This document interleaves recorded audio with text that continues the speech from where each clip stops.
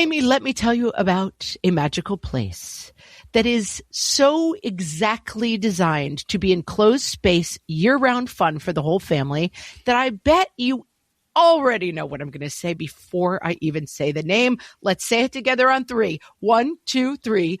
Great Wolf Lodge. You got it, Amy. My kids loved Great Wolf Lodge when we went. You probably already know that it has a huge indoor water park with a wave pool, lazy river, a bunch of massive water slides. But then your pack can hit the other attractions because, wait, there's more. Great Wolf Lodge has adventure-packed attractions like Magi Quest, a live-action game kids can play throughout the lodge, plus the Northern Lights Arcade. Spent some quality time there, so your kid who loves the lazy river and your kid who loves fantasy games will both have a great time. Great Wolf Lodge also offers great dining options and complimentary daily events like nightly dance parties, all under one roof. Unpack the car once and you're settled in to have fun. And with 22 lodges across the country, you're always a short drive away from adventure. We've both had such great times at Great Wolf Lodge, so bring your pack together at a lodge near you. Learn more at greatwolf.com and strengthen the pack. I know, Mo, about FOMO. What fresh hell? Laughing in the face of motherhood. Wow, I never put my kid on a camel. With Margaret Abels and Amy Wilson. Momming is middle school all over again. A podcast that solves today's parenting dilemmas so you don't have to. Everybody has their bathing suits on. It's not weird.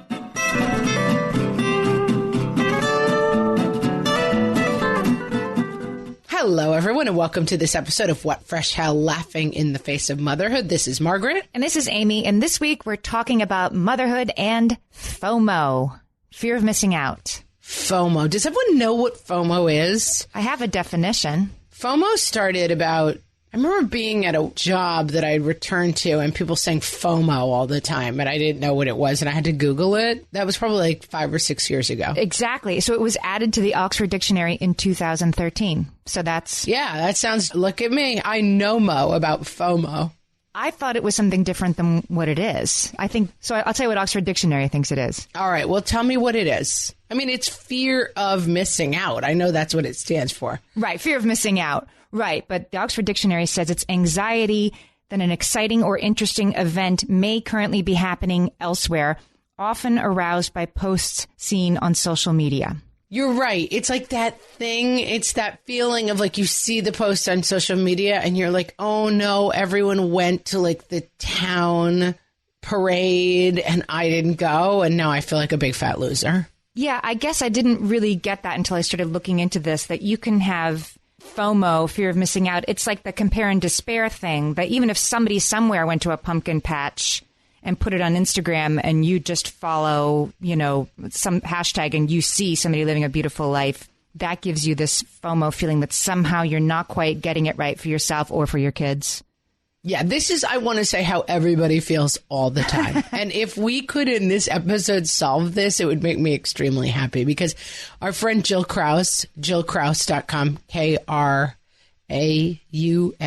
right, Amy? Jill Krause? Yeah, that's right. She used to be Baby Rabies. She just did a funny post on this on her Instagram, and it's her having like a leaf fight with the kids, and they're just all beautifully dressed, and they're frolicking in the leaves and like throwing leaves at each other and be like, ah. Right. She's a master of Instagram and beautiful photos. She literally wrote the book on it. Yeah, she's beautiful stuff, but they're like literally.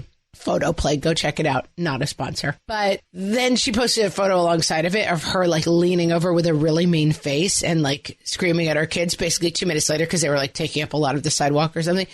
It was like a very shocking, what's not a triptych, it's a duotych. It's like a side-by-side. A diptych, I think they call it. Picture, a diptych. That does not sound right. It was a very like alarming side-by-side comparison of like, oh, that's right. Like, I mean, we've posted the meme, I think, that like behind every holiday photo is like a mom who screamed, no screens for a month if you don't smile for this nicely. It's like right. That curated life online always has that ability to be like, oh, other families happily frolic in the pumpkin patch and I'm just sitting here screaming at my kid to get off his iPad. I'm a loser. that you're not doing it better, or that you have all along been missing out on something you didn't know about until now, and now you have the, like, can I give you Professor of Psychology Dan Ariely, I think you pronounce his last name? He says that FOMO is when you become afraid that you've made the wrong decision about how to spend your time. Yeah, I mean, this points to a larger thesis of mine, which I've shared before, but let's revisit. Momming is middle school all over again. Like, that is, to me, one of the most surprising things about becoming a mom. I feel like in my 20s and my 30s, like, I just was pretty much freed. I was a very unpopular child. I didn't have friends. So much free time. I had a ton of free time. Lots of free time. Really developed my imagination. But, like, I wasn't cool enough to be like, I'm just a weirdo independent kid. Like, I longed to be part of the popular crowd. I was like a total loser. No one wanted to be my friend. And I obsessed about it through my youth. I would like try to get my hair to look right so I look like the popular crowd. Like, I was obsessed with it. And then I went to college, found my field of bees from the Blind Melon video, who were like all the weirdos. And I was like, here I am. I'm fine. And I feel like I exercised from myself that feeling of like, everyone's doing it right and I'm the wrong one. And I was like, oh, I'm actually much cooler than the people who are in lockstep. But like, I really came into my own skin in a very, like, I think healthy way. And I was like, oh, I kind of rule. Like, look at me. And then I had kids, and like right away I found myself back to like, oh my God, everyone is doing the right thing and I am standing on the outside. And I am back to like having my cafeteria tray in my hand and being like, does anyone want to sit with me? I guess not, because I'm a loser. And you're feeling all the anxiety of you missing out and your kids missing out. Like, have I signed my kid up for the right camp for this summer? And was this a mistake going to soccer practice all along when we could have been doing children's chorus? And like every time you see somebody else's kid achieving something, or just a road not taken for your kid, there is a little bit like, have I been spending my kids' time the wrong way? And it's just a whole other separate avenue to feel anxious about. We just had a weekend, just this weekend, where I have mentioned before that my kids don't play sports, which I am eternally grateful for. But it's been really cold. It's just been that miserable, like 39 degrees and raining weather where you're just like, there's no point in venturing outside because we will just immediately be overtaken by consumption and pass away, you know? But there was all this stuff going on, and I have been a little sick and I was tired, and I'm just like, I don't want to do much. And our weekends in the winter tend to be a little bit like, we sit around a lot. You know, the kids probably do too many screens, and then they just kind of play dopey games. And I was like, we're losers. All these other kids, I bet, are out studying, you know, and learning a new language and frolicking with each other. And we're just like sitting indoors like a bunch of unwanted trolls. But it's winter, you know? I mean, it's just the time of year where this is the way we behave, I think. Yeah, but so you're inside and you're having a quiet afternoon. And so what do you do? Because it's what all of us do 25 times a day. You check your phone. Yes. And I see all the other people outside. That's right. If you're like, am I missing out on doing something fun? Guess what? You will find ample support of that idea if you open any of your social media. Yeah, in the micro and in the macro. Like, on any given cozy day, I might be like, look at those losers out at an apple orchard. We're rocking it here in our blankets, you know? But I think for me, the micro doesn't bother me, the day-to-day. But it's a little bit more the big picture of, like, that perfect family looks perfect. Or, like, Jill Krause is just frolicking in the leaves in this way that I will never achieve. And, like, that part of it is harder for me. It's funny. I mean, so I like towards the end of the spectrum, I probably do hew a little bit more towards the like, oh my gosh, like how does she get it all done? I am not like, both of us know somebody, Margaret on Facebook, who she put her like part 1 of her Christmas wrapping on Facebook this weekend, and she's going to get to part 4, which is like cinnamon sticks and, you know, things from pine trees tied in ribbon she made herself. And like, I look at that and I have FOMO. Like, she's done with part 1 of wrapping her Christmas presents, and I haven't even like done my list yet. But I am the kind of person who tends to be more organized. And anyway, one time a couple years ago, I got my Christmas cards done really early. Do you send out holiday cards? I do. Some people are like, why do that? Why waste your time? I don't know. I like sending them. I love getting them. I love opening them. I love them. So I do them. It's something I choose to take on, and we send a lot. And one year I just was really on the ball, and I got them done like over Thanksgiving weekend. We stuffed them like sitting around the house, and I sent them out like on November 29th or whatever. And I got so much blowback, like, wow, like, oh my God, like somebody got their cards out early, first card, like, oh my God. I'm like, wow, I have to get my act together. And I was so dismayed by that reaction that I set off in other people, like, you're stressing me out how together you are, that I vowed to like never send them again before December, 10th, 12th, because I didn't want to be that one. I didn't want to be that person who's setting off a stressful reaction of why don't I have my act together and other people. I don't want to skip to the end, but I'm going to say this because it's a hard-won lesson in my own life that I think is like, if there's like, to me, like 10 key pillars to personal happiness, this is one of them. I'm going to lay it on you right now, Amy. Are you ready? Okay, I'm ready. It's not about you. I mean, the thing of like, oh, everybody, this thing that happened and everyone went to this thing and I wasn't invited.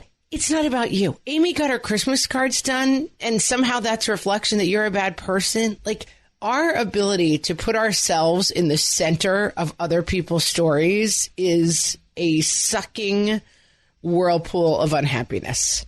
And it is something I think I've gotten a lot better at as I've gotten to be an oldie lock. So I'm like, listen, that person's pine cone wrapped burlap Christmas gifts, I can enjoy and look at and not put myself in that story.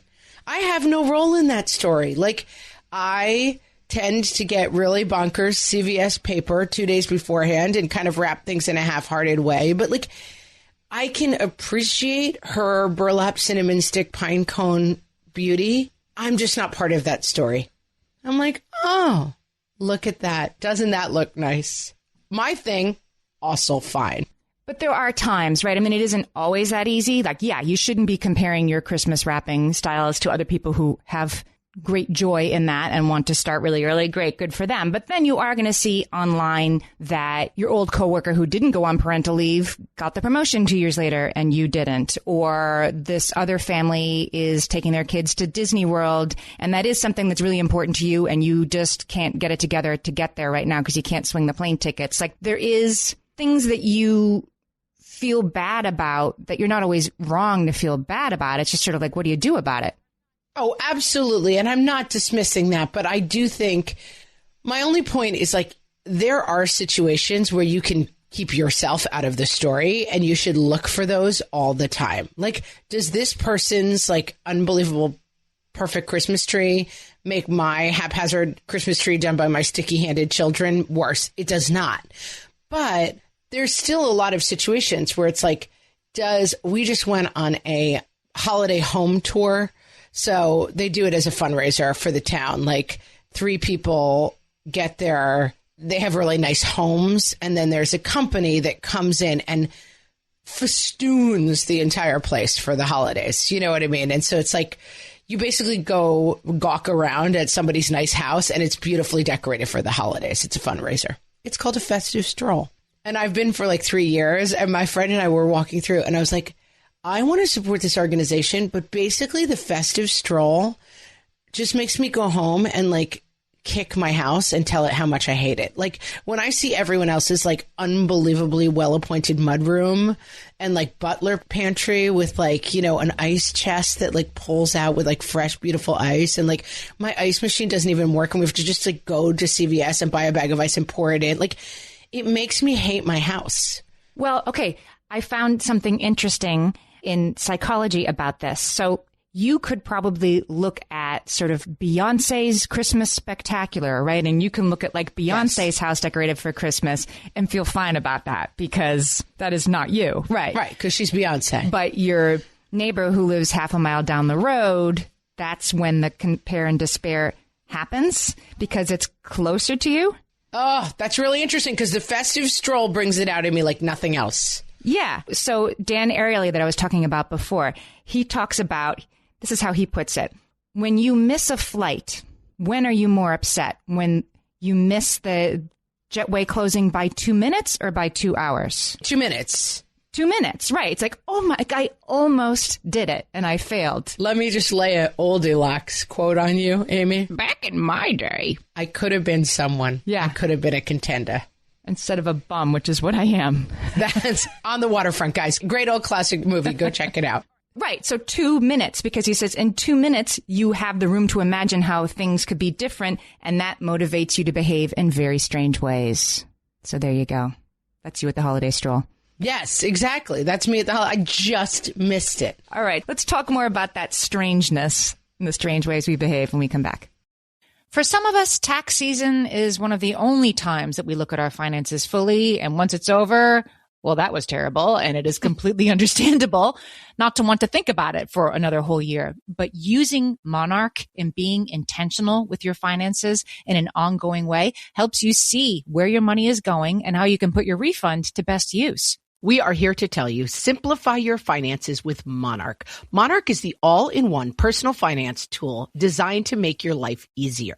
It brings your entire financial life, budgeting, accounts and investments, net worth, and future planning together in one dashboard on your phone or laptop. Feel aware and in control of your finances this tax season and get 50% off your Monarch subscription with code FRESH. As you know, my husband and I are preparing to send, 3 kids off to college, and I cannot tell you how helpful Monarch has been in showing us our full financial picture, helping us to track our spending and reach important savings milestones. Our weekly meeting, Amy, it's now run by Monarch. Love it. Achieve your financial goals for good with Monarch, the all-in-one tool that makes money management simple. Use code FRESH at monarch.com for half off your first year. That's 50% off at monarch.com, code FRESH.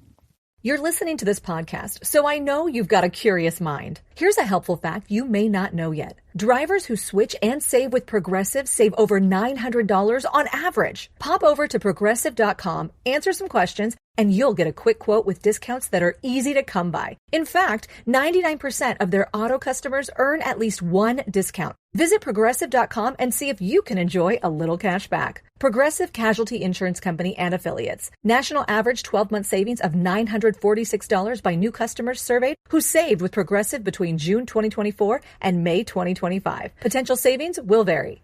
Amy, I feel you have unlocked the key to my festive stroll angst. Yeah.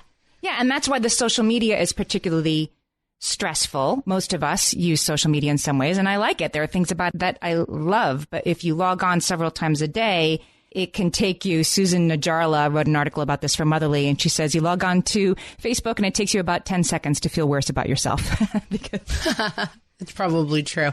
Because, yeah, you're comparing to people who are closer to you, and that's when the FOMO can really kind of roar to life. And even though we all very, very much understand the Jill Krause 2 pictures thing, like we all understand how curated Facebook is, right? Like I don't put a picture of my kid being like, I hate you. Like I don't put that video on Facebook. I put the picture of my kid 10 minutes later who wrote me a poem that's like, Mom's hair is like a beautiful waterfall. Like I don't, you curate your content so carefully that like, of course it is ridiculous. And like, I'm not a great photographer, but like whenever we go up to the lake, like I love to get that shot of like the kids like running down the dock and jumping into the water. It's like every car commercial, So like I tend to put that picture up and it's like, it looks extremely idyllic, I feel like it, but you're not seeing the part 10 minutes later where they left the wet bathing suit on the couch. And I'm like, you monster. I feel like it's getting even more that way too. I mean, I post a lot less frequently on Facebook now than I did 10 years ago. And so it's sort of only the highlights, right? Only like, yeah, here's my kid singing on TV. Here we are getting our picture taken for the grandparents' 50th anniversary. Like that's the kind of stuff I post, the real milestones. And so, yeah, I'm like clothespinning from highlight to highlight. I don't put, oh gosh, it's so cold out today. I mean, I once did, but I kind of don't do that anymore. And I think most people don't. Yeah, no, I think people have gotten over that like daily posting. And I mean, everyone has also had the experience where like, it's usually people I don't know very well. Like it's like one of those randos from like 6 jobs ago who I'm just still friends with or whatever. And like their posts are the ones that are like, every day is a joy with my beloved Frank, and they're like hugging their husband every 10 seconds. And it's like, Frank brought home roses just Tuesday, I get, just like the whole thing. And then like inevitably there's a post that's like, Frank and I are getting divorced. And you're like, wait, what? Like You do? And of course, like, you're seeing such a small percentage of anything that is going on in another human being's lives. And people are quite terrible that way with their kids. You know, every post is like, someone won the, you know, blah, blah tournament. And, you know, I tend to do it myself because I do it when my kids are delighting me, which is, you know, not that frequently. So my daughter is always wearing like hilarious outfits. Like, I tend to be like, oh, look at how cute she is in this crazy outfit that she put together. But I don't post when she's like screaming in my face because I won't make her mac and cheese. Wait, why would you? You're not going to get your positive reinforcement out of that. People seek reinforcement on Facebook in weird ways. Like, I just saw somebody last week found a wallet in a taxi, which is like a daily occurrence, right? Right. She posted, it was a very powerful fashion executive, because of course then I like Google the guy as anybody else would have, right? She posts his index card. Like, I just found your wallet on Facebook, and he worked for a fancy fashion line. His office phone number was on the index card. Like, she could have just called his office, but instead she posted it on Facebook. And I think her motivations were two. One, she wanted this fashion line to be like, you're so amazing, we're going to send you some free clothes. But two, she wanted everybody to tell you how wonderful she was. Like, you know, what a good thing she had done by finding this guy's wallet. I'm like, and putting his like contact information on Facebook. It was crazy to me. But I'm like, oh, she's doing this, you know, for the pellets that she's going to get in return. Like, aren't you a wonderful person for finding his wallet? Yeah, it's hard not to go off after that hit, though. I've done it a million times myself. Like, it's pretty tempting. Can we go back to the near miss being worse than the far miss? Yes, because that was revelatory for me. That's right. That, like, no, I can't be Beyoncé, but, like, I could have caught the darn plane. Yeah, I just missed it. So this blew my mind. There was a study. They rated Olympic medalists' facial expressions when they're on the victory platform. Okay. You know, like many Olympic sports, many different Olympics, and they looked at their smiles based on how happy they were. And there is a science, they didn't ask them how happy they were, but they rated their smile. And there's a kind of a smile that's called a Duchenne smile. I never knew what this meant, but a Duchenne smile, we're all learning something today, is just a real smile, like crinkly eyes, you know, like your whole face is smiling. Okay. Your eye muscles are included. And then there's the other kind of smile that's kind of like dead eyes, like a catalog model, you know, like you're smiling, but there's nothing going on behind the eyes. Based on that, you know, they could do like a 10-point scale, and this person got a 7.3 and this one got a 4.2. Bronze medal winners were happier than silver medal winners. Yeah, that makes sense, because they didn't just miss it. Yeah, because they didn't just miss it. Right after the event, they rated the facial expressions, actually, like right after the event was completed, of the silver medal winners. The silver medal winners, like, they weren't smiling at all. They showed sadness, they showed contempt, or nothing on their faces. And then by the time they get to the actual podium, they have a smile on their face. And they showed an example in the article. I'm going to put the link up on our show page. You can just swipe or tap in whatever you're listening to right now, or in our show notes at whatfreshhellpodcast.com. And it was a perfect example. Like, the silver medalist woman is smiling, but it is like the fakest, blankest smile you've ever seen. And the gold medal winner looks kind of relieved. And the bronze medal woman, she looks like delighted. She came in third out of everybody in the world. Like, she's comparing herself to literally the other, you know, billions of us. And the silver medal person is like, I just like 0.2 of a second. Oh my God, I'm so glad I'm not an elite athlete. I suck. You know, isn't that interesting? Yeah, it is really interesting. Yeah. And I do think that, like, that mode, which I've never thought of before, and it is like a good, I think a lot about maternal anxiety. Like, I think that if I had to say, like, this is the presenting issue for mothers in 2019, it's maternal anxiety. And, like, lots of people have, I was talking to a friend yesterday, and I was saying, you know, what's interesting to me is I see people across a very wide range of experience with kids. People who have kids who are, you know, profoundly disabled, people who have kids who are on, like, the national team and headed straight for an Ivy League school. And, like, the commonality is maternal anxiety. There's been a lot of happiness studies that's interesting. That's like, happiness is very internal, obviously, but, like, you would think that, like, that you have a happiness set point, basically, let's say. And if you win the lottery, your happiness set point spikes. And then it eventually comes back. Like you get a momentary high from winning the lottery, but like you go back to being as happy as you were before. Wow. If you become paralyzed in an accident, your happiness set point lowers tremendously and then returns to where it was before. That like your set point in life. And that's what I notice about kind of like maternal obsessive anxiety. Like I know people who've got some pretty hard rows to hoe, you know, and they're happier than people who are like constantly obsessing about the minutia of life. I think about it all the time. Like, how can we all free ourselves a little bit more from this angst that seems to be like the cancer of motherhood, you know?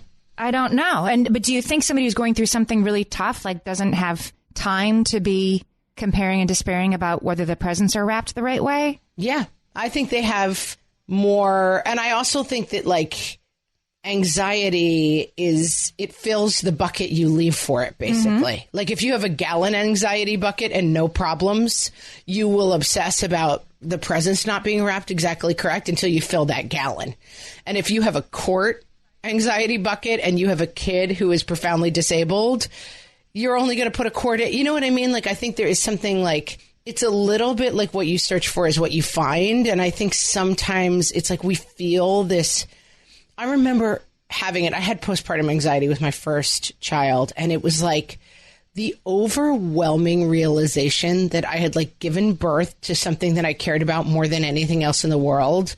And I had very little control over that person, like living, dying, being happy, not happy, like the overwhelming realization of like, oh no, this is going to be really scary all the time from now on was really hard for me. And like, I've had to work really hard on like not having a gallon size anxiety bucket all the time that I'm trying to fill by looking at other people on Facebook and being like, oh my God, what are they doing better than me? Was some of that anxiety, but did some of it run to like the things other people were doing without you? Like that's when I really experienced a lot of fear of missing out in my life, was leaving behind my old pre-kid life and watching my friends without kids continuing to roll on their path unimpeded by, you know, diarrhea and middle of the night feedings. It was what I desperately wanted, but then I was like, oh, but I am leaving these other things behind and I'm stressed out about that. And you're not wrong. I mean, you do lose out.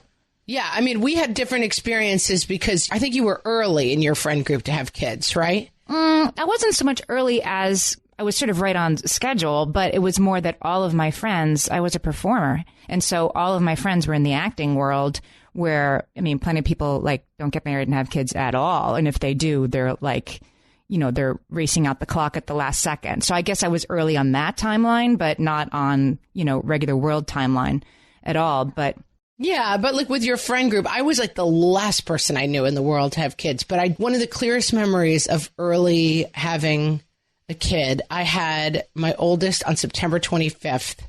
And then it was the World Series. So like that's early October. So it's like a couple weeks in maybe. And I was just so tired and so anxious and so miserable. And we were sitting on my couch. I'm like breastfeeding on and off. And we're watching the World Series. And I remember looking at all the people like, you know, the stands are filled. And I remember looking at them and being like, how are they at the World Series? Did they not have children, any of these people? Like, I had that feeling of like, I will never be normal again or leave the house. And like, the place we lived in Los Angeles had a ton of outdoor cafes.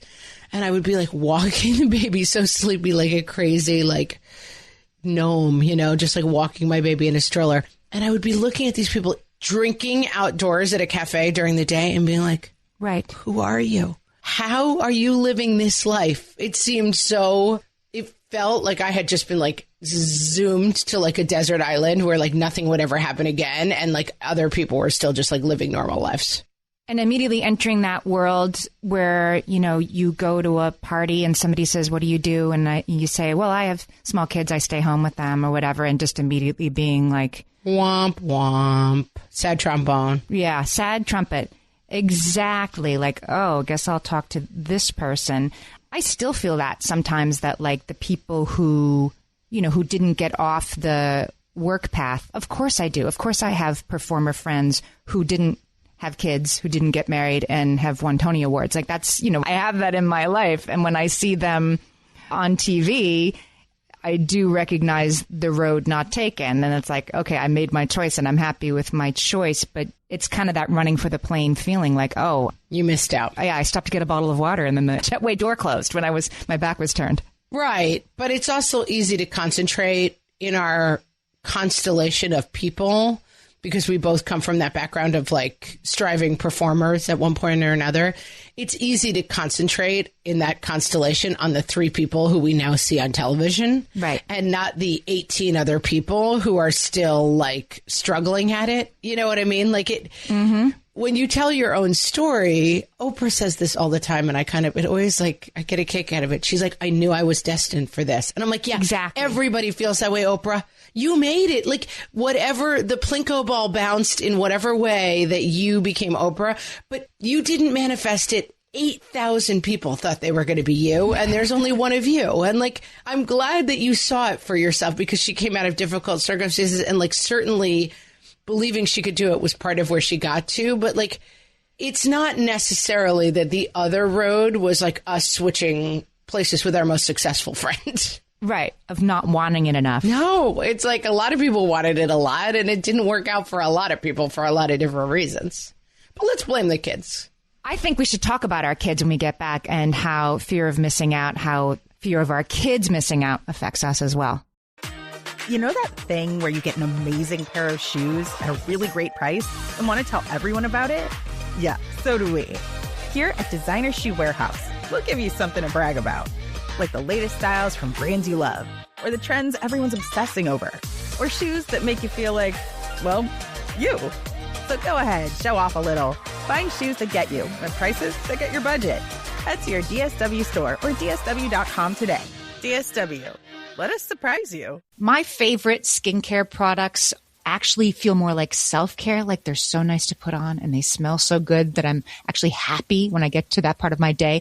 And I swear that is how I feel about Osea's anti-aging body balm. Amy, you are usually the lotions and potions queen on this podcast, but I have to say, hard agree. Osea's anti-aging body balm is a liquid silk body balm that combines the lasting hydration of a lotion with the firming power of a serum, leaving skin smoother and firmer. This body balm is clinically tested and designed to deliver visible results you can see and feel. So we've gotten to use this product for a couple of months now, and I swear I have really noticed firmer and smoother skin, like on the back of my hands. It's like getting a mini spa treatment from head to toe. Get a spring-worthy glow with clean, clinically tested skincare from Osea. And right now, we have a special discount just for our listeners. Get 10% off your first order site-wide with code FRESH at OseaMalibu.com. That's 10% off your first order with code FRESH at OSEAMalibu.com. Sure, some moms do it all, and we're all for that, but we are also here for those moms who maybe aren't acing their mom game every single day. And now, some shout-outs for all you just okay moms out there from the What Fresh Hell podcast. Hey, just getting by, Mom. You only forgot to pick up your kids from school one day this month. That's almost certainly better than some other mom out there somewhere. Listen, disorganized mom, the thing to remember is that you took your kid to the birthday party. The fact that you had no gift and were also there on the wrong day are problems, but you did try. So we say, go you. Heads up, lazy mom. We don't think you're bailing on cooking dinner. We think you are doing your part to keep the pizza delivery economy of this great nation humming. Thanks, friend. Yo, slacker mom. Sure, one of those fancy PTA moms ran a fundraiser that raised like 10 grand to fund a whole new tech department at her elementary school. But look at you. You've practically funded a new wing of the town library by racking up giant fines every month for that copy of the third Harry Potter book your kid can't seem to find. We salute you. Helicopter moms are the worst, right? That's not you, distracted mom. You spent your kid's entire soccer tournament scrolling through Instagram and Facebook and missed 2 goals and an assist by your kiddo. Way to help them develop an independent mindset. Oh, yeah, PJ Mom. Those pajamas totally look like pants to us. Someone glared at your robe at school drop-off? Not us, baby. We think you're totally pulling off those slippers as hip, fuzzy clogs.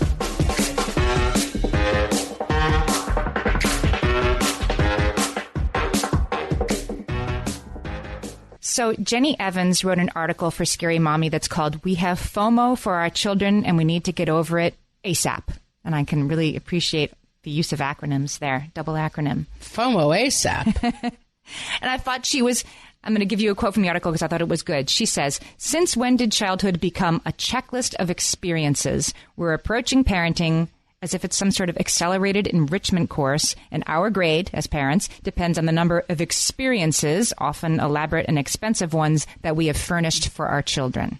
I couldn't agree with this more, and I love this point. And I think there is an approach to life in our modern day right now amidst a certain quantity of upwardly mobile, folk that is way too obsessed with this topic. Like, I see that Facebook ad with the scratch-off map of the world, and I'm like, I've been to 4 countries in my entire life. You know how many countries my kids have been to? 1 country. It's fine. They were born here. They've never been anywhere else. Like, the idea that, like, we should hang a world map. I mean, fine. If travel is your one thing, maybe. But, like, a scratch-off world map of everywhere we've gone, like, okay, we scratch off U.S. and we're done for the next 10 years, like, and there's a new one I just saw that's like scratch off what books you've read. It's like, we're not in a contest, people. Mm-hmm. To accumulate experiences. My dad actually has that map, and he's scratched off a ton of countries. Well, I'm going to go rip it off his wall, Amy. Rip it up and throw it at him. Well, my point is, like, he didn't even begin to do that until he was in his 50s, until he was an empty nester. Like, that's when, like, and now I'm going to allow myself these experiences that are important to me and my spouse as a reward for a life well lived. But it wasn't like, yeah, you need to get your kindergartner abroad. If it's important to you, fine. But then the problem is... Yeah, I just think there's no contest. I don't like setting it up in this way of like, which of these books have you read? Which of these have you done? Like, I just find that view of the world, like, this isn't a thing, guys. We're not in a contest about how many places we've been. Like, if you have a kid, or maybe it's just that, like, pick your one thing. And I said this about other things as a mom. I have a theory in momming. I wrote a blog post about it a long time ago. I'll see if I can drag it up. But pick your one thing, because this helps undo this whole thing. So, like, you're not going to be good at, like, beautifully wrapping your Christmas presents with cinnamon sticks in November, and be good at handcrafting Halloween costumes, and be good at making Freyspek muff. I pick my one thing, and my mom's one thing when we were growing up was Halloween costumes. She made us handmade, unbelievably gorgeous, elaborate Halloween costumes. But that was kind of it. She wasn't like up baking muffins every morning. She didn't elaborately wrap presents. Every once in a while, if she was into it, she'd find a pretty wrapping paper. She'd like do a nice job with the presents. But her thing was Halloween costumes. My thing has been making my kids extremely elaborate and fun birthday cakes. That's my thing. I do it. I can't do any of this, like, hands-on stuff. I stay up late helping with English papers. How's that sound? Like, that's my thing. That's fine. That can be your thing, too. You can be, like, the really good homework helper. But I think if you can identify, and it's fine if your one thing in your retirement is, like, I'm going to go travel as much as I can, and I'm going to get my scratch-off map. But, like, I think it helps eliminate and work against FOMO when you're like, I have my thing. And then you can be like, then everyone else becomes Beyoncé to you. You know what I mean? Well, the difference with now is the social media. Like, so years ago, I went to a friend of mine's parents' house for dinner in New York City. They grew up like overlooking Central Park. She had a very nice upbringing. And I remember going to their house and seeing a line of photos going down the front hall of her and her siblings when they were growing up. Like, here they are, like, riding a camel with, like, the pyramids in the background. Here they are on the Great Wall of China, whatever. Like, and I was like, wow, these girls, like, how lucky they were, all these great travel experiences they had as children. But none of this stuff was on social media. And their mom, similarly, was not motivated by, like, how quickly can I filter this photo and get it up on Instagram? There is this sort of motivation that we all have that no event that you have is truly worthy or was worth anything unless it's shared on social media. You know, if you found the wallet in the taxi, it's not worth just returning it. You have to show everybody you're returning it so everybody can say, aren't you wonderful? You're not going to take a picture of your kid on a camel and not put it on Instagram. Are you crazy? Why even do it then? And I think that's the problem, both for the person who's like, wow, I never put my kid on a camel, and for ourselves, that we feel like we have to check a box of stuff. Yeah. And I do think if you can give yourself stuff that it's like, and they're not, listen, I'll send you a picture of one of the cakes. Listen, there's nothing to write home about in these cakes. They're fine. They're pretty good. They're better than my cakes, that's for sure. They're fine. They're not like, don't picture those like, where they have like the entire scene crafted in fondant or whatever. They're just kind of normal cakes. But that's my thing. I don't know. It helps me with the thing of like, it helps me look at the camel picture and be like, yeah, that's not a thing. I've gotten better about not sharing those things with the world. Share a cake. You made that cake. And your kid's probably like, thanks, Mom. Like, you need some pats on the back for that thing. Yeah, I need a little external validation on that. Right. I feel like that's different. Like, that's something you made with your hands, and that deserves a round of applause instead of like, here we are at the Four Seasons, that you don't deserve plaudits for that. And you're making other people feel worse is obviously not your point, but it's like Susan Narjala, I'm going to give you a truth bomb. She says, here's a simple idea. You can have a good time without sharing it with the world. And I've gotten a lot better in the last year about like taking a picture and being like, yeah, this is just for me. I don't need to like humble brag about, look at this cool person I got to meet or whatever. You just experience it for you. I'm going to push back a little bit. I love it.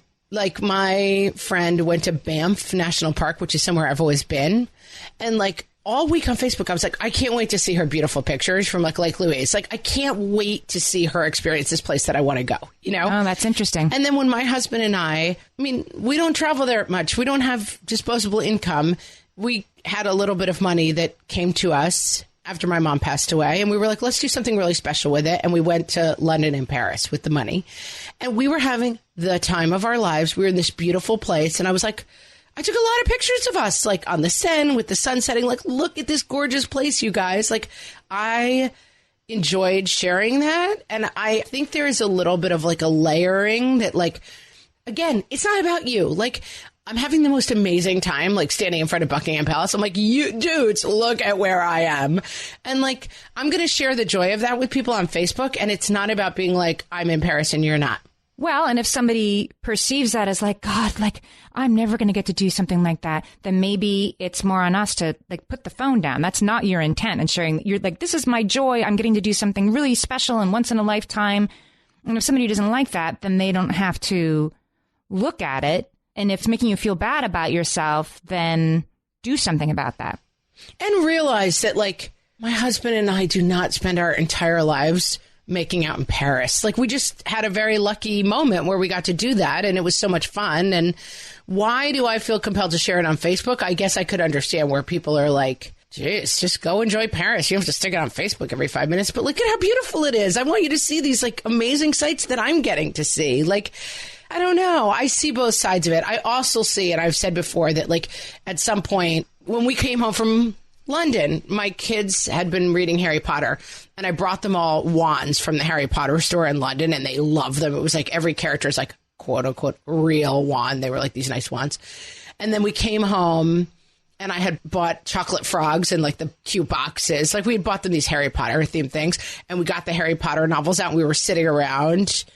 And I was like about to post that picture on social media, and I was like, this is a really unfair representation of my family, and I'm not going to put this on social media. And like, I did have a moment with that was like, I'm going to put this on, and people are going to feel that way of like, oh, she just sits around with her family reading novels and enjoying treats based on that novel's theme.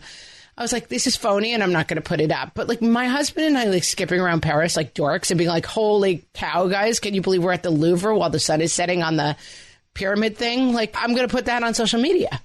Yeah, I guess I'm thinking, like, are there different motivations for, like, here we are experiencing pure joy and here's my perfect family? Are there slightly different motivations behind that? And that's why you recognize in the second one, like, maybe I'm not going to share this. Yeah, I think I come out on the side firmly of like, the world's not coming to you, so like, change the way you come to the world. And like, when I see people at Disneyland, I mean, the problem is like, let's be honest, when I see people at Disneyland who I'm like vaguely jealous of in general and don't like that much, I'm like, I don't like that at Disneyland. When I see like my neighbors who I love who are at Disneyland in like matching t-shirts that are like, this family went to Disneyland, and like they've all got their ears on, I'm like, slow clap, you're the best people in the world. Like, You bring a lot to social media that is like, I guess I'm also old. Like, I feel like I get it. Like, I look at all that stuff and I'm like, I get it. I get what you're doing there. Right. Well, on a different day, maybe you would have I just missed the plane and the jetway doors closed in my face when it's your neighbors at Disney World and not Beyoncé. But on that day, in that way, you're like, oh, good for them, I guess. It is, I guess, more about how we respond to it because the world isn't going to change. We live in a world where there is a little bit of a race to the top for our 5-year-olds and whatever, and you can choose to engage in that or not. But if you're finding it's making you feel bad about yourself, you cannot engage. Yeah, I think that do you watch The Good Place? No. It's funny. Should I? But yeah, it's funny. I like The Good Place. They don't sponsor us, but I like the show. But there's a girl on the show who's a robot. And it's like there's this runner where like every time anyone's like, you're a girl or like, hey, girl, she just always is like, not a girl. Because she's just reminding them that she's actually a robot.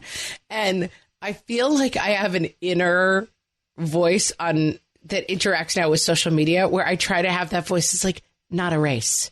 It's not a race. It's not pie. There's not a fun pie. And those people are taking pieces of the fun pie. And then there's not going to be enough fun pie left for you. You know what I mean? Or sometimes it is a race. Like I have a high school junior and here we go. Like talk about a race. He's about to enter a race. And the way for me to help him get through that with his self-esteem intact and feeling great about the outcome is to kind of keep our heads down a little bit and maybe get off social media and at least commit for myself. Like I'm not going to share where he's applying early decision and that kind of nonsense. Like you need to stay in your lane. If you are in a situation where the race is happening and there's nothing you can do about it, what you can do about it is choose not to engage. Yeah. Just do your race. Just run your race. Because it doesn't like, yes, I guess there is a pie, which is like there's only so many kids who are going to get into this school and he might not be one of them. But I just saw an article that was like, please stop posting pictures of where your kid got into school because people post, like Binghamton sweatshirt with a hat. It's like, this is where my kid is going. And I was like, to me, that is an absurd proposition. Like, of course you can post where your kid went to school. Yeah, I guess you're right. Like, you can't be like, stop making other people feel bad. It's like, if you're feeling bad, people, turn your phone off. I tend to see, my husband sometimes sits me down and reins me in on this, but I think because of the way I was raised by like my Irish Catholic mom who was like, very like stern on these issues. Like I tend to see like I can't stand articles that are like 30 things to never say to the parent of a newborn. It's like people are going to say dumb stuff. Like people are going to post pictures of where their kid got into school and it's not about you. I don't know. I'm stuck on that one, Amy. Well, it is tough when it is you, but but I think that, my answer is I engage less with social media at those times. And I think that's a way to fix it. I think engaging less with social media is our solved it finally. That like if social media is serving you and you're going on and you're like, look at my fun friends having fun and like, oh, look at my friend on Lake Louise. Look at that beautiful water. I hope I get to see it someday. Like knock yourself out. If social media is giving you a feeling of like, oh my God, everyone's getting into college and not us and this is going to be a nightmare year, it's time to back away a little bit from the social media. I'm going to give you a takeaway from Susan Nargella. Please do. It's time to reconnect with the value of being in the now rather than being in the know. I'll take it. I get that. I hear what Suzanne is cooking. Right? Knowing what everybody else is doing, if it doesn't make you happy, then put your phone down and talk to your kids. Yeah, and like I do think this is something that our kids need a ton of help with. I have kids who are like, that kid is cool and I'm not. I have one kid who is like, he needs to be like, what is that job at an auction where you like write down everything that's for sale? Like whatever that job is, that's what he needs to be when he grows up. He comes home from people's houses and he's like, Mom, they have a fridge that is just for sodas. They have a trampoline. It is just a laundry list of things that family has that we do not. List. Like it is a FOMO list. Like he is like Bartleby the Scrivener. Like he goes over to houses and he's like, here is a list of how we fail because here is all the great stuff that they have. And they have this Nerf gun, that Nerf gun. I'm like, all right, I get it. But I do think that this is something that our kids, I think I have definitely gained this perspective a little bit in my life. So it's easy for me to be like, get over it, people, who cares? But this is definitely something that our kids need a lot of help and guidance on. Right. And just being dismissive of it, which I tend to do, of like, who cares what they have? We're fine. It's not going to get us there. That's right. With compassion model another way of looking at things, I guess. Have to do it with compassion. Self-compassion. Do you love yourself, Margaret? I love myself. I'm just saying for my kids to have to be compassionate about it. That sounds horrible. All right, guys, I think we solved this one. We want to know how you're handling this at your house. Do you have FOMO? Come to our Facebook page after we just told you not to use social media anymore. But our Facebook page is always accept because you'll never have FOMO there. You'll just have... It's a warm bath of acceptance. You'll have a warm bath of acceptance. Everybody has their bathing suits on. It's not weird. You'll have Woomba, warm bath of acceptance. And that is at facebook.com/whatfreshhellcast. And you can join our Facebook group where you will definitely have Woomba because it is a warm bath of acceptance. Love it. You can also find us on Instagram at whatfreshhellcast. You can give us your filter-free photos and we will love them. And you can find us on Twitter at WFH Podcast. And if you want to hear more about the research today, like the why bronze medalists are happier than silver medalists, you do. That'll be on our website, which is whatfreshhellpodcast.com. Guys, don't have FOMO. Have Woomba. And we will talk to you next time. Bye.